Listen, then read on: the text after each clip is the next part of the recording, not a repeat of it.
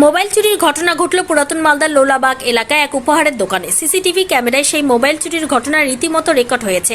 ঘটনাটি ঘটেছে শনিবার রাত্রে আনুমানিক 10:30 নাগাদ। রবিবার সকালে জানাজানি হতে এলাকা জুড়ে চাঞ্চল্য ছড়িয়েছে। রবিবার আনুমানিক 11:30 নাগাদ ওই যুবক থানার দ্বারস্থ হয়েছেন। জানা গিয়েছে যুবকের নাম বক্রেশ্বর দাস। তিনি এক প্রাথমিক বিদ্যালয়ের প্রধান শিক্ষক। স্কুল ছুটির পর বাড়িতে স্থায়ী একটি উপহারের দোকান রয়েছে। প্রতিদিনের মতো গতকাল রাত্রি 11টা পর্যন্ত দোকান খোলা রেখেছিলেন। ঠিক সেই সময় হেলমেট পরিধান করে বাইকে চেপে এক ব্যক্তি দোকানে কিছু কেনার উদ্দেশ্যে ঢোকে।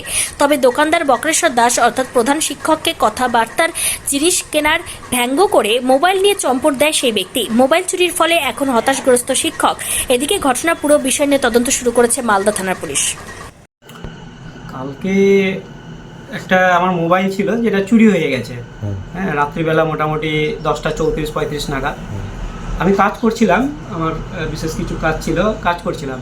সেই ব্যক্তি আসলো, এসে কোনো কিছু কেনার উদ্দেশ্য নিয়ে এসেছিল, মানে আমার একটু ধ্যানটা একটু অন্যদিকে করলো, আর ব্যাস ওই টাইমে 4-5 মিনিটের মধ্যে আমার মোবাইলটা চুরি করে নিল। হ্যাঁ, তো সেটা আমি তখন বুঝতে পারিনি। আমি যখন এবার দোকানটা লাগাবো, বন্ধ করব, তখন আমি দেখতে পাচ্ছি যে আমার মোবাইলটা যেখানে থাকার কথা সেখানে নেই। সন্দেহ হলো, তৎক্ষণাৎই আমি ওই সিসিটিভি ফুটেজটা আমি চেক করলাম।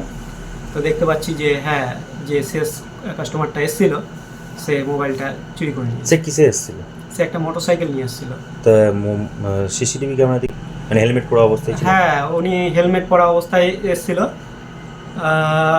ও আমার দোকানে হয়তো আগে আসেনি, কারণ ও গেটটা ঠিকভাবে খুলতে পারছিল না। গেটটা আমি খুলে মানে কীভাবে খুলতে হয় বলে দিয়েছিলাম। আচ্ছা, তারপরে ও আসলো। আসার পরে আমার মানে আমি যেন এদিকে নজর না দিই, অন্যদিকে নজর দিই, সে কারণে ও আমাকে এদিক ওদিক এটা সেটা জিজ্ঞেস করছিল। আমি সেটা করতে গেছি, আর ওই সময়ের মধ্যে ও সেটা চম্পট করে দিয়েছে। কে ছিল? না, চিহ্নিতকরণ করতে পারিনি। ব্যক্তিকে আমি আগে দেখিনি। কী করেন এমনি আপনি? আমি একজন স্কুল টিচার, হেড টিচার হলাম।